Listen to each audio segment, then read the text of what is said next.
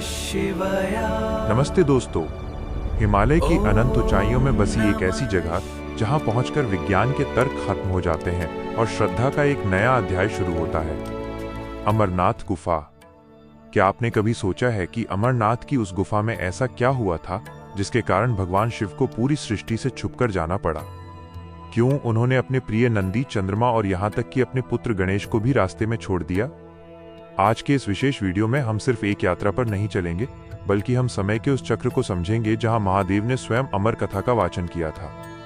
अगले 40 मिनट में आप अमरनाथ के उस सत्य से रूबरू होंगे जो आज से पहले कभी इस विस्तार से नहीं बताया गया। चलिए शुरू करते हैं सत्य की ये खोज। अमर कथा का रहस्य। कथा की शुरुआत होती है कैलाश पर्वत से। माता पार्वती ने महादेव के गले में लिपटी मुंडमाला को देखकर एक प्रश्न पूछा, हे प्राणनाथ, आप अमर हैं, लेकिन मुझे बार बार मृत्यु का दुख क्यों झेलना पड़ता है? महादेव ने मुस्कुराते हुए कहा, तारांकन देवी, ये मुंडमाला तुम्हारे ही पिछले जन्मों के सिर हैं। तुमने जितनी बार शरीर छोड़ा, मैंने तुम्हारी याद में उन्हें अपनी माला में जोड़ लिया। ये सुनकर माता पार्वती हैरान रह गईं। उन्होंने जिद पकड़ ली कि उन्हें भी वो अमर ज्ञान चाहिए जिससे जन्म और मृत्यु के चक्र से मुक्त हो सकें। शिव जानते थे कि ये ज्ञान बहुत गुप्त है, लेकिन माता पार्वती के प्रेम के आगे उन्हें झुकना पड़ा। पर शर्त एक ही थी, इसे कोई तीसरा जीव न सुन पाए।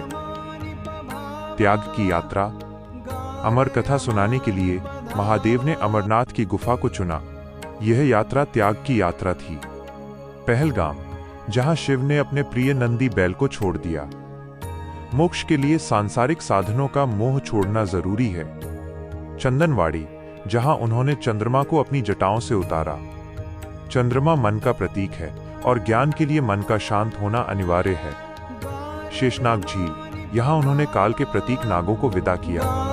पंचतरणी, अंत में महादेव ने शरीर के पांचों तत्वों पृथ्वी, जल, अग्नि, वायु और आकाश का त्याग कर दिया। उन्होंने सिखाया कि परमात्मा से मिलने के लिए आपको अपने अस्तित्व को शून्य करना पड़ता है।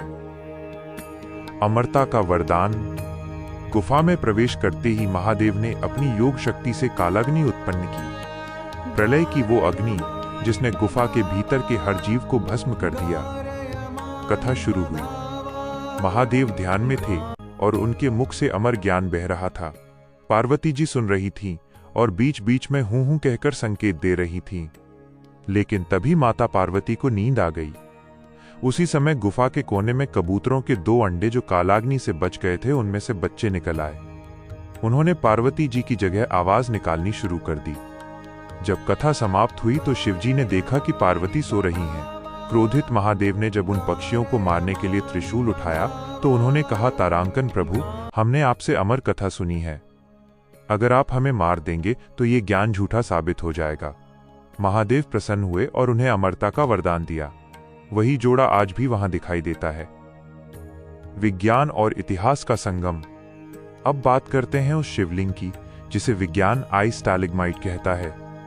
चूना पत्थर की चट्टानों से रिसता पानी जब शून्य से नीचे के तापमान में जमता है तो ये दिव्य आकृति बनती है। ताज्जुब की बात यह है कि चंद्रमा की कलाओं के साथ इस शिवलिंग का आकार भी बदलता है। इतिहास की बात करें तो 1850 में बूटा मलिक नाम के चरवाहे ने इसे फिर से खोजा। लेकिन नीलमत पुराण और राजतरंगिणी जैसे ग्रंथ बताते हैं कि हजारों साल पहले राजा संदीपति और रानी सूर्यमती भी यहां पूजा करने आते थे। यह स्थान अनादिकाल से श्रद्धा का केंद्र रहा है। निष्कर्ष।